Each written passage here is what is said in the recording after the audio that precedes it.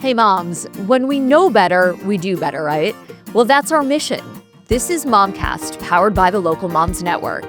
I'm Demetra Ganius, coming to you from Stanford Studios, and I'm so happy we're in this together. Moms, parenting is hard, the world is heavy, so how about we just sit down and relax for the next half hour and chat with our girlfriend, maybe get a little gossip. I have Andrea Lavinthal with me here of People. Welcome. Thank you for having me. Twice in 2 seasons, that makes you a regular. Oh my gosh, I hope I don't repeat myself. I feel like I've gotten to that No one remembers. stage of life where I tell the same stories over and over. We're going to hit perimenopause. We're going to get there, inevitably. Okay. You had a new title when we last spoke. Yeah. And I come to you for all things fashion, makeup, life, but you have a serious role. Tell me again the title and what you're doing there. Well, if anyone asks right now, I'm at a really important doctor's appointment. Absolutely. In the middle of the day. You could not get out of it. It's life or death. So I am the executive director of Special Integrated Projects. And what all those words together means is that I oversee anything at People that's like a big program, big editorial franchise. This year was my first year not only working on Sexiest Man Alive, but you chose him. It. I didn't choose him Tell myself. me I wish I could take the credit because he was perfect. It was sort of a group decision, but I wasn't the one who nominated him.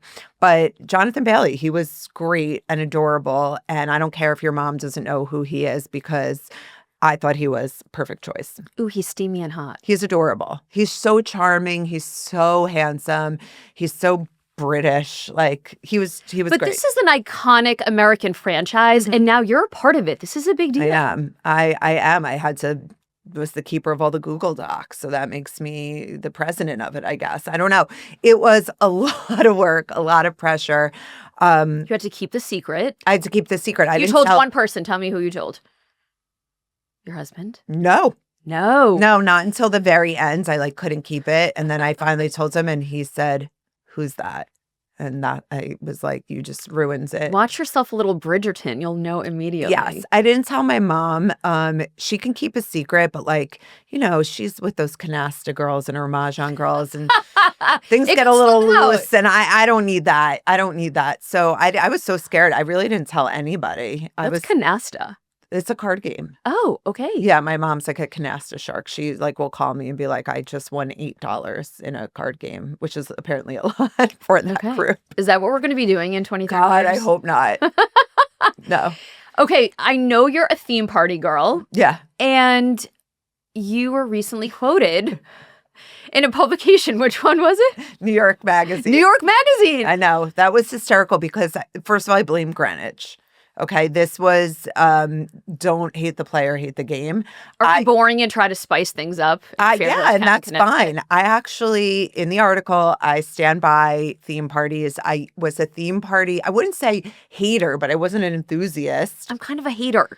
Well, I found that when we had a theme party on the calendar, it did put a little extra excitement around what would typically be a typical anything.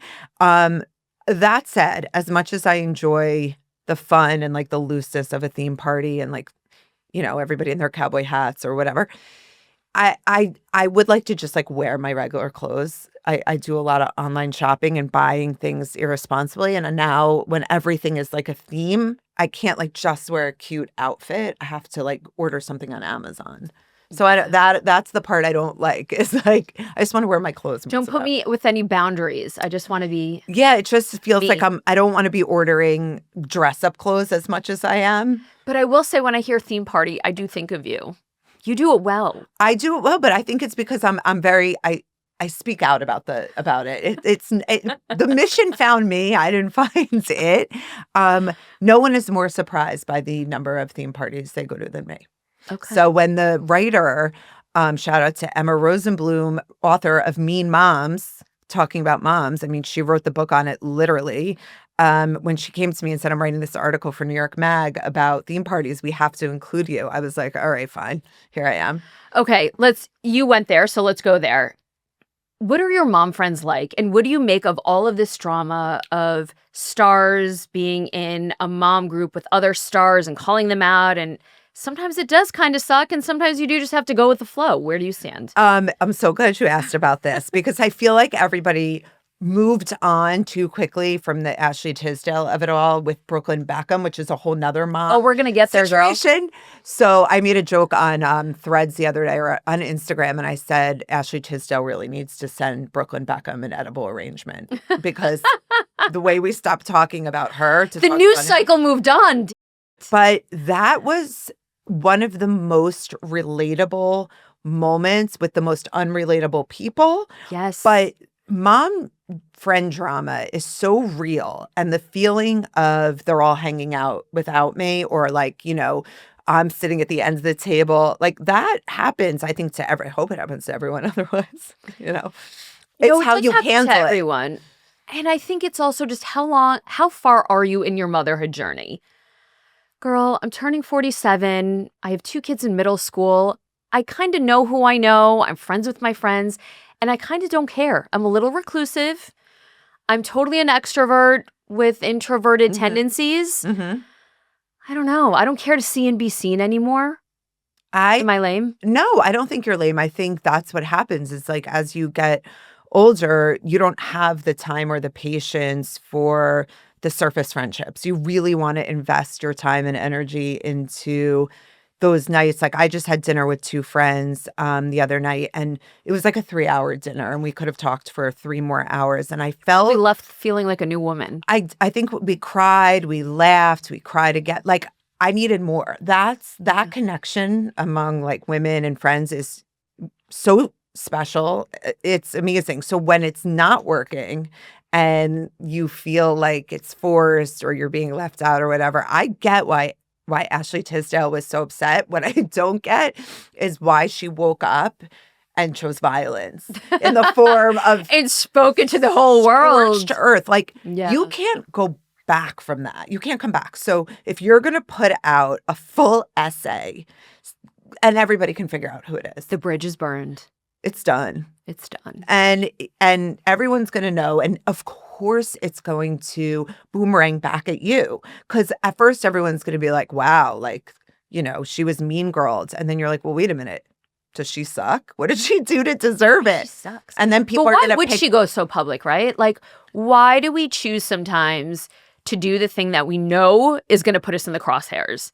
I think it's the same reason why I still pick my skin if I visit instead of just leaving it alone. Like sometimes what is bad, like you just can't help yourself and you think maybe this time will be better or different, or you think you're going to emerge victorious. I truly think she thought everyone would rally behind her and be like, thank you, Ashley Tisdale, for freeing me from my own mom group. And she did. I'm sure so many moms felt that way. Like, wow, I feel seen. If someone famous and someone who's so popular seemingly gets left out, then it makes me feel better about myself. Yeah. And it does. Yeah. But the bottom line is you have to live with these people. Like your kids are still going to school with their kids. Yeah. You just now alienated not just yourself, but your children too. Like how awkward is it if you run into them you're like out at, I don't know, anywhere. But let's be honest. Hey, that's Mandy also, Moore. Yeah, seriously. Sorry about the pickup article. line. Yeah. It's awkward. But she wanted, I think she's been in the spotlight long enough. She knew what she was doing and she really wanted to go for it. I think I also seem to care less, not because I care less about my friends, but because my kids are pretty settled. We moved to a suburb. I had to create a life for my kids and for me. It really mattered to put myself out there. So it's like, okay, what do you stay-at-home moms do besides the million things that go unappreciated? Right. Number one is building a life for my kids. If I make friends, maybe our kids will be friends. That's the goal. If I get out there to PTA, maybe the principal will pay attention to my kid. I mean, there's so much in the undercurrent of what you're doing when you're stay-at-home momming. She knows the thing. But no, I agree with you. Like, there's a lot of putting in your personal effort and social currency, like social energy, and into creating that for your family. And like, there are nights when, my husband will be like, wait, we're going out with who? Like, why? And I'm like, why are we doing this? These are our son's friends' parents and I want to get to know them better. And he really likes the kid. And like, the best thing that comes out of that is then you like, I mean, is there anything better than when you like your kid's friends' parents? And when the husbands get along, that's the trifecta. Jeez. I'm always like, are they just talking about golf and just golf? Because that's not good. Like, are they going to get beyond like golf or the like superficial level yeah, that we want to get? Same with girls, you know. I'm like, could we not talk just about bathroom renovations? Let's see if we can go into like what prescription meds we're on. Let's get a little deeper. That's how you know your besties. When you share your prescription with them. Okay, Victoria Beckham, this one broke my heart. I'm only laughing because I've spent so much time at work this week talking about it, and it's still a developing story. But we have sons. Yeah. We're going to be there one day. My take was like, look, I don't care how evil Victoria Beckham is as a mother-in-law. I'm a boy mom, and my daughter or son-in-law, whoever my son chooses for me to torture one day, like, you better get in line. Like, I'm the mom.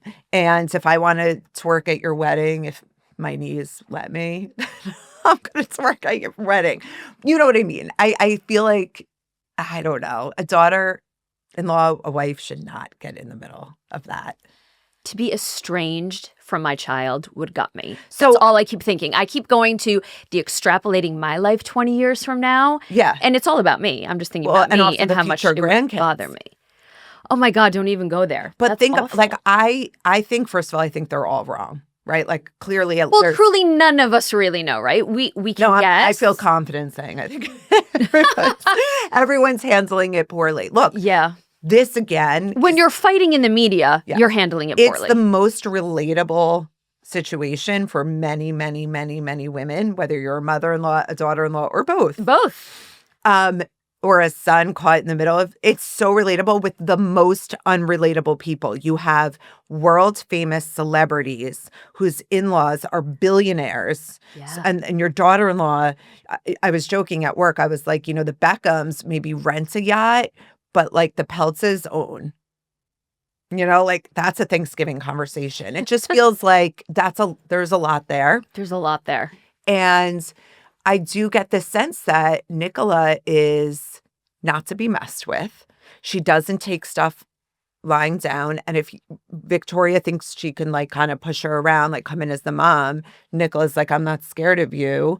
And it's a very tough But wouldn't situation. we be proud of our daughters for doing the whole... Yeah, unless it was I'm standing up for myself. Unless it was someone else's daughter. I don't know. I just We're screwed.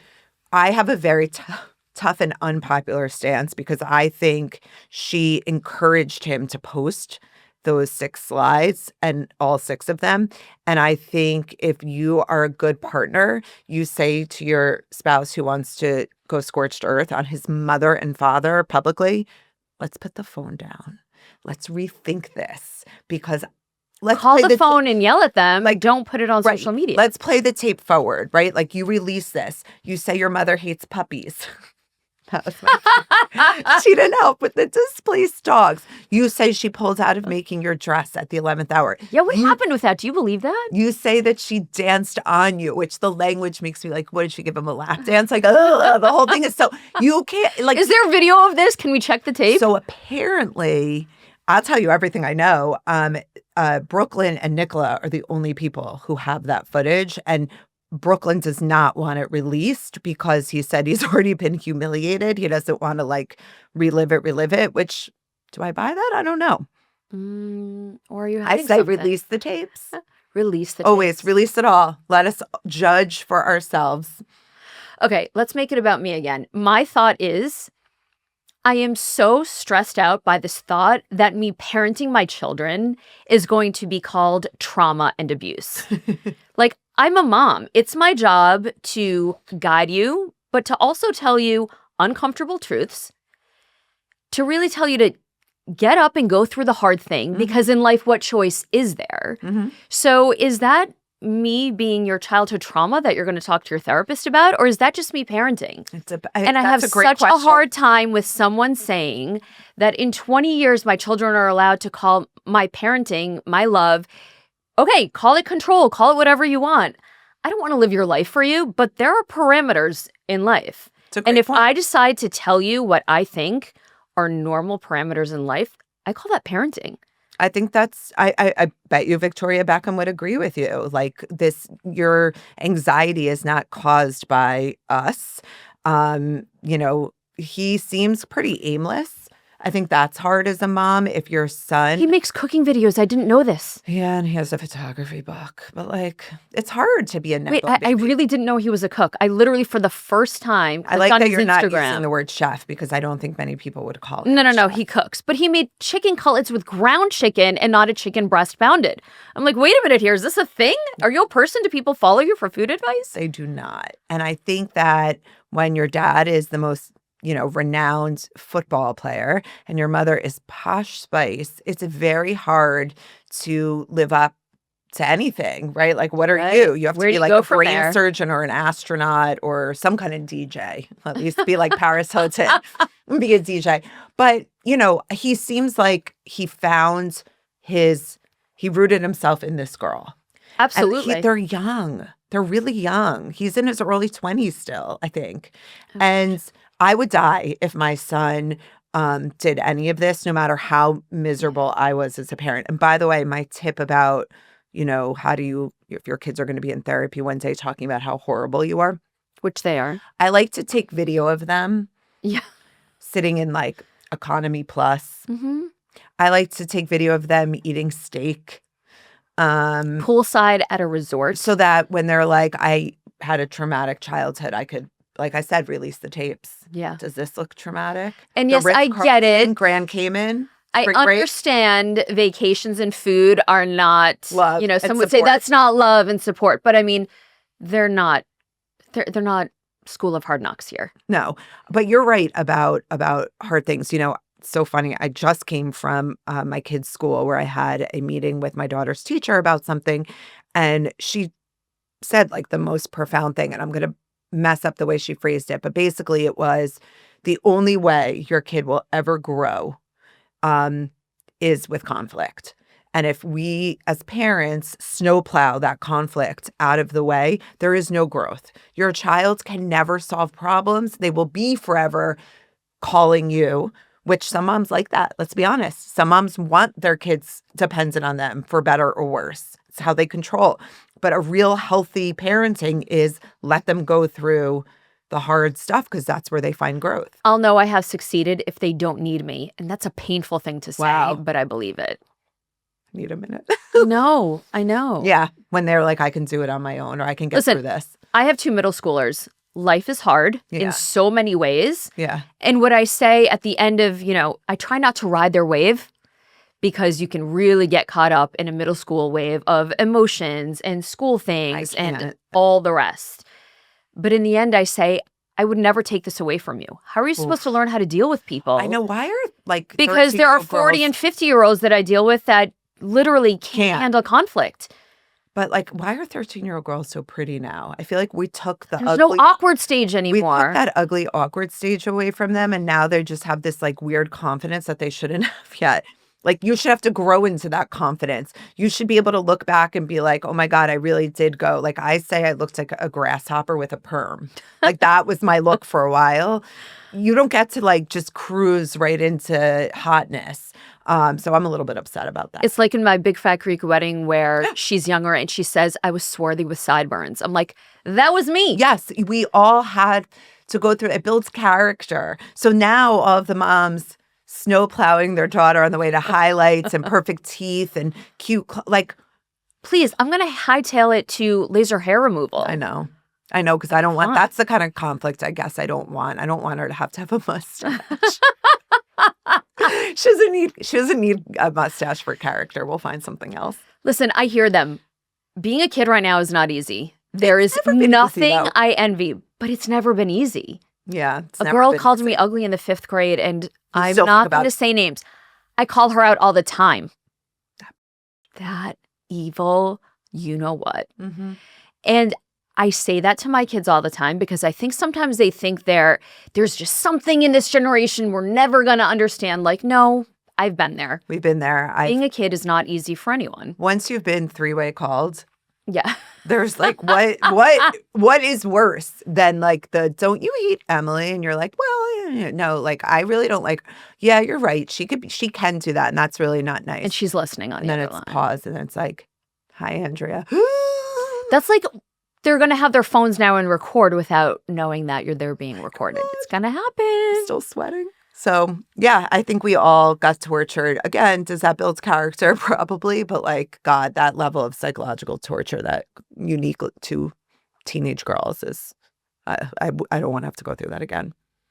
Back to the mom group. One and done. Yeah, but back to the mom group. Like, your mom group should be a source of support. However, I will say, I do think it's endemic to groups, and by definition, somebody is always going to be sort of on the outside. I don't think it's equal anything. But feel free to move on. Like how look gently. You don't. My friendships 10 years ago were many of them purely out of logistics. We had kids in the same grade, the same activity.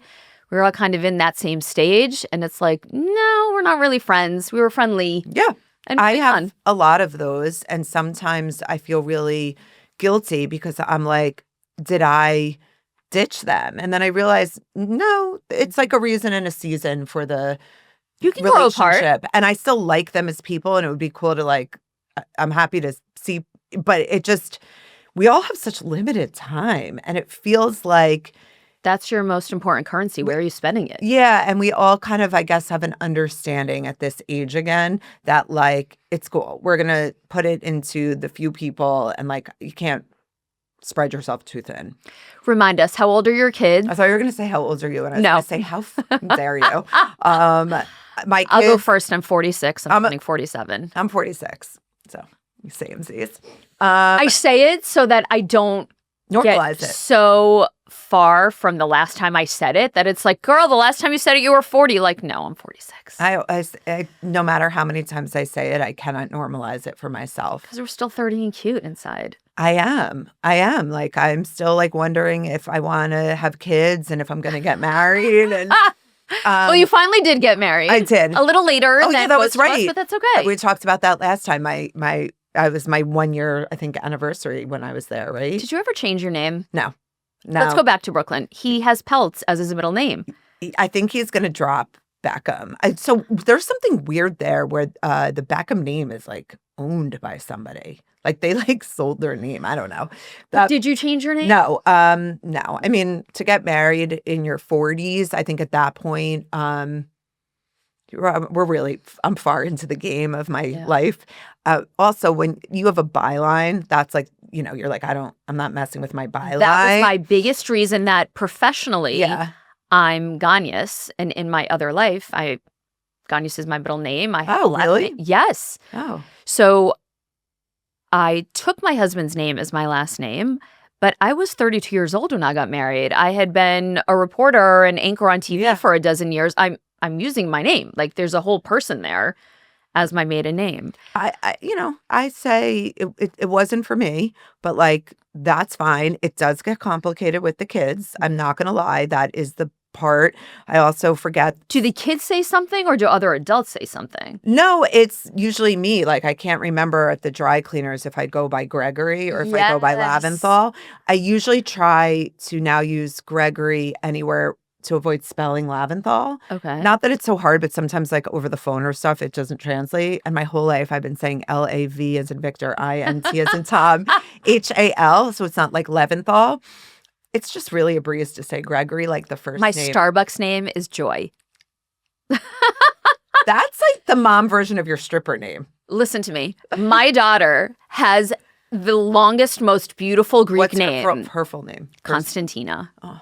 And I will not ever, like in kindergarten, does she have a nickname? No. So we're talking when a 3-year-old was learning to write her name with 11 letters, like it did not go well. But never did I let her have a nickname. And the first time she heard me say Joy, she was like, what? You're using a name that isn't your other long, annoying Greek name? I'm like, I love that Starbucks. You chose 3 letters. It's Starbucks. No, Can we just not spell my whole name in Starbucks? Andrea sometimes is like annoying because I'm like, they're going to call me Andrea or Andrea, which is fine. I don't care. But it's like sometimes, I'm going to be Joy. I'm Joy. I'm going to be Joy. The test for me is remembering to say yes when they call my name. Yeah. And I'm 15 minutes later, I'm like, where's my drink? They're like, Joy, we called you. And you're I'm like, oh, right. That's really funny. That's really funny. No, so the kids have their last name with my husband. I have mine and confuse myself constantly. So Interesting. yeah, I mean, those are the kind of things where I feel like it's just admin, more admin. We're dishing here. So I have something that came up with a friend. And you're the Dish. perfect person to ask. She told me that she and her husband have the passcodes to each other's phone, and as a daily pattern, will just go into each other's phones. What are they looking for? I don't know, but I freaked out. I'm like, what? That is the biggest invasion of privacy I have ever seen. So I made the mistake of once telling my husband that there'll be on occasion where he'll I know his code, but I've like, what am I looking for, right? No, we Like don't if you're go gonna there. We look, don't you're know gonna each other's find. codes. And his texts are so boring, and they're all work or like really, really, really juvenile shit with his home friends from Boston. That is so mortifying. I'm like, I don't want to even read this because it makes me like ick on you. I'm like, where's the coworker it's under Steve, but it's really like Joy, Right. And it was so boring. And he's like, why were you looking? And I was like, you know what? I don't know. And I got really embarrassed. Like, I would be so mad if he went through my phone. I talk about him on text all the time. Like, anyway, the point is, don't go through each other's phones. I don't know why that's such a trigger for me, but to the point where I went home and told my children, I don't care if it's in 5 years or 10 or 20, you will never give someone access to your phone. Like, you're a whole person I think that's who's allowed one device in your life that's yours. That's my finances. That's my healthcare. That's my maybe talking about you on a text. Like, you can't go through my phone. No, your phone is basically the modern version of your diary with your insurance card. Correct. And your Apple Pay. There's nothing more mortifying. And you know what's so interesting? God, now we're all over the place with pop culture, but I don't know if you saw that Taylor Swift and Blake Lively's texts were released as part of the deposition in the Baldoni trial. Okay. And it is being naked in front of the world. Can you imagine your text with your best friend right now being blasted internationally? Would you, what would happen? It would paint a version of me that is actually nothing like reality, unfortunately, even though I said it and I shared those things. The way we all I feel so exposed. Right? I feel so bad for that. I don't care what you think of Blake Lively or Taylor Swift.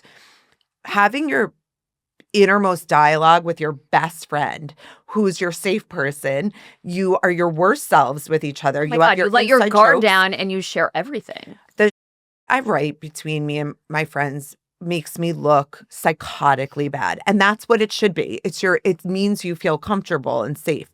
So you never think it's going to be subpoenaed and shown in a court of law, let alone all over people.com. But guess what? That's where it is right now. And did it incriminate anyone? Well, it just exposed a lot of their both of their individual emotional states at the time. It just feels really personal. But what the most interesting part of it is that one of them is Blake reaching out to Taylor in what I would describe as way too long for a text, but that's neither here nor there. To basically say, hey, are we okay?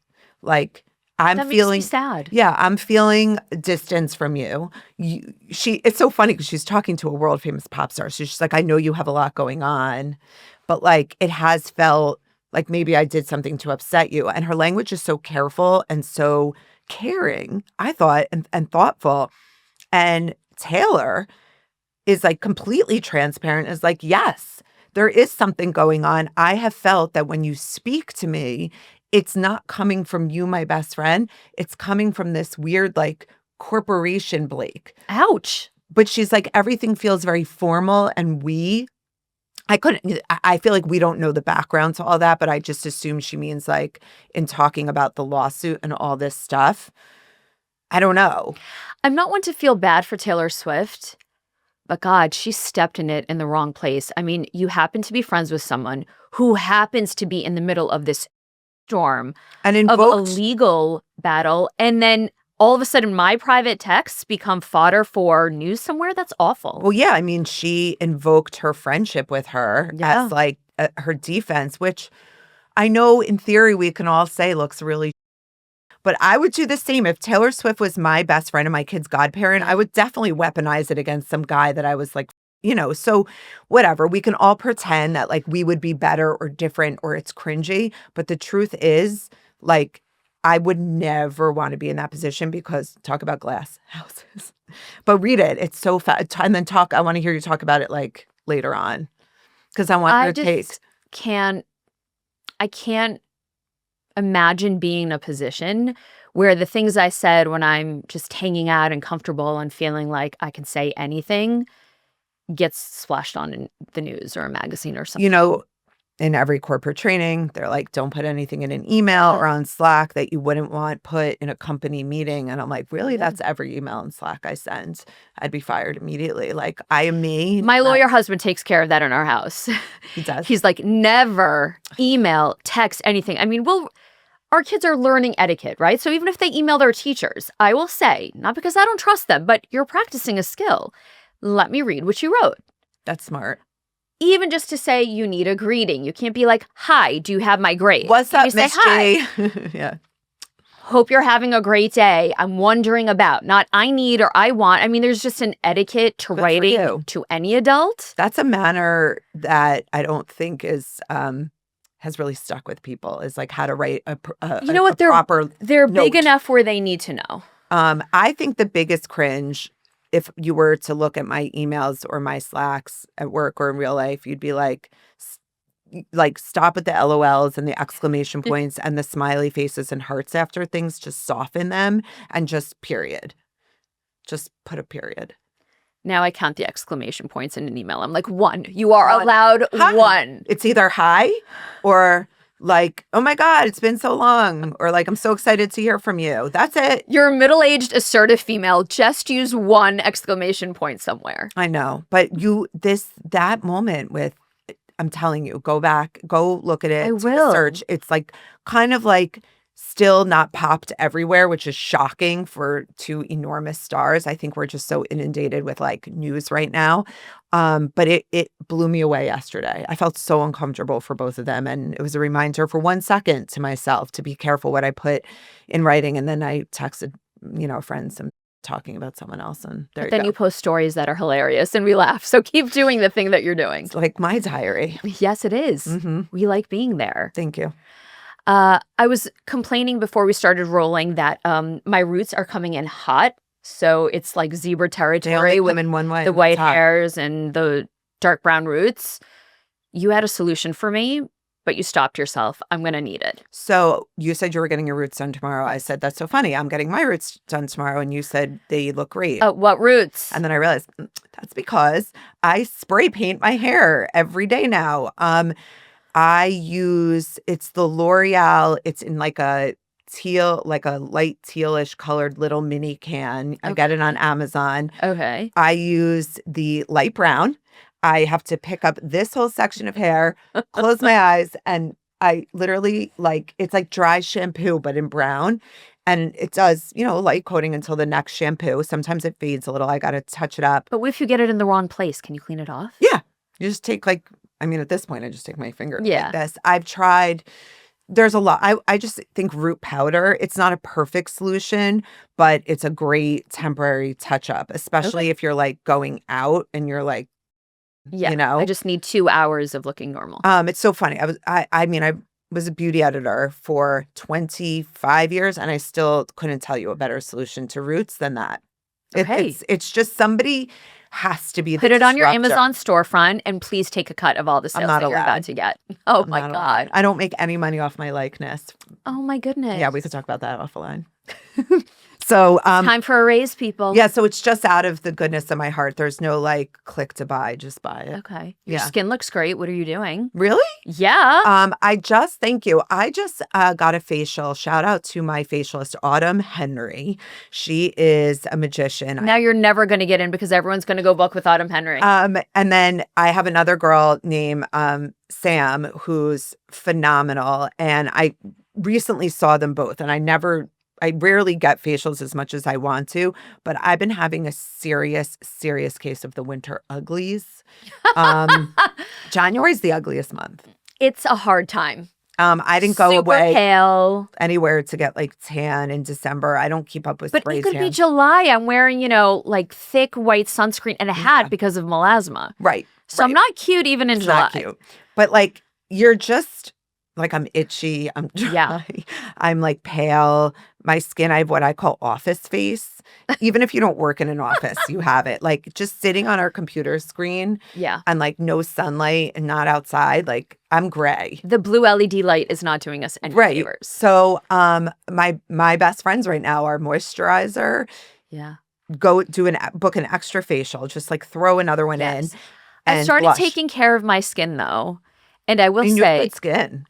thank you, but I've been working on it. I have these patches of melasma I'm trying to get rid of. I did my first microdermabrasion in the last year. I did my first series of chemical peels. And I mean, It's the lift. lift the gels, I but know. at the same time, I feel like my skin feels good. Yeah. I'm confident in my skin. That's the problem. And I was just talking about this with the facialist, Sam. So I was like, the texture of my skin is still good. It still feels like plump enough. I'll take it. It's the lax. Like it's starting to droop. And I was like, I know as a beauty editor, like at some point you just have to pick it up. And there's no cream. Lower face deep Laser. plane. Yeah, like a laser can help tighten and firm, but you have to do many sessions. And it's like, I think it only moves the needle so much. What if we did the face exercises and the gua sha and like So put a pen in your mouth and like do this exercise? We're talking about this as she's doing microcurrent and like electrocuting my muscles. And I'm like, twitching. oh my God, it's the weirdest sensation. But yeah, you temporarily definitely You're look lifted and you get like your jawline back, but it's the worst. It's the worst. We knew this conversation would make its way to perimenopause. It really is like, I just read an article that a former colleague wrote about middle age and like, are we allowed to be in middle age anymore? Because like there's very few actresses or celebrities you can look to anymore who represent middle age in any way that feels attainable. They all look like everyone's been left, which they go for it. Lifted. But there's also judgment no matter what you do. So if you're Pamela Anderson and you don't wear makeup, it's like, oh my God, she looks awful. But then you're Demi Moore and you do everything and it's like, oh my God, she does so much. She can't possibly be in her 60s. I mean, come on. We're kind of screwed either way. Yeah. Welcome to being a woman. And men, it's like, man, he looks great. And it's like, he did nothing. That's Silver Fox. Yeah, that's Silver Fox. They're not spraying. The one thing that really rings true to me is to young people we're old, but to old people we're young. So it's like, okay, there's a little hope there. I know my doctor always calls me her baby patient because most of her gals are in like their 60s and 70s. And when I go to Club Pilates, I would say the clientele there skews a little bit older. So I get to feel like, a supermodel for an hour on the reformer. But anywhere else, like at work, I'm now the elders. Like I'm older than the copy machine. I know how to use the copy machine. That's how old I am. Did you figure out the reformer? How long did that take? So I started doing Club Pilates 2 or 3 years ago when my doctor at my physical was like, I consistently was gaining like a few pounds year over year and losing muscle and gaining fat. And she just said to me, like, you're going to come in here and your bones are going to turn to dust and you're going to be overweight and you won't be able to lose it. And I was like, this is why you're my doctor. I love it. Thank you for the brutal honesty. So she was like, start doing something. As a mom would say, but that's not traumatic. I'm going to call that good, honest. I was like, thank you. So I started doing the lowest of the low impact, level 1 Club Pilates. I did it for 1 year, went back for my physical. I was ready for her to be like, here is your gold medal. You are on the Olympic team for Pilates. I've never seen a transformation like this. And instead she was like, I lost 1 pound from the year before and one arm was 0.5 more muscle. And I was like, what the, like, I've been going. She's like, well, how often? I was like, 1 to 2 times a week. What? And 1 to 2 times a week at a level 1. And she was like, no, sister, like jack it up. So now I go like 3 days a week and I work a little harder. Could you lift more? I started weightlifting. I know I'm supposed to lift more, but like I love love. I hate working out. I love that I can Despise. lay down. If I didn't pay the woman to torture Yeah. me, I wouldn't do it. So my feeling is about working out. As much as I don't like it, I now look at it as two things. One, it's 1 hour I do not have my phone. I am so addicted to my phone. We all are. I do not bring it in. Thank you for admitting that. I am too. I'm addicted. We can't help it. It's like the dopamine. I scroll, and I just bounce around to all my different But you apps. can blame your job too, right? Because I I try know, to blame but- my job for it. It's terrible. And when I go into Pilates, mostly everyone brings their phone and puts it next to them, and I see them like look over at. I do not bring, and I'm not some like trying to be like, look at me. It's literally the 1 hour where I don't have it. So that feels like I deserve a medal for that. And medal. True self-care. The other thing is, this is more serious. My parents have lost some mobility in the last few years, and watching them age and not be able. My mom, every time she goes to a surgeon, she has balance issues, and she can't walk now without a cane, and she can't walk distances. She always tells the surgeon, "I want to be able to walk from the Bloomingdale's to the Nordstrom in the Short Hills Mall." That is her goal.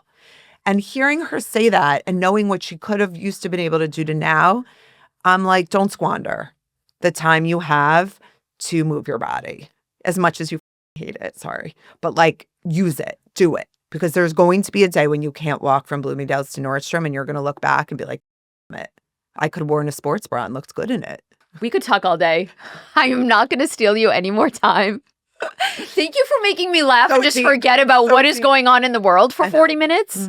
This has been the joy of my month. I know. I wish we could stay in this like room forever. Please don't make it be another year before we talk again. I'm here. I'm always happy to have a doctor's appointment. That doctor's appointment just has to come around more quickly. Andrea, thanks. Thank you. This is the best. Moms, we're so grateful you're part of our community. Don't forget to rate and review Momcast to help us spread the word, and follow us on Instagram at the Local Moms Network. I'm Dimitra Ganyas. We'll find you back here next week from Stanford Studios.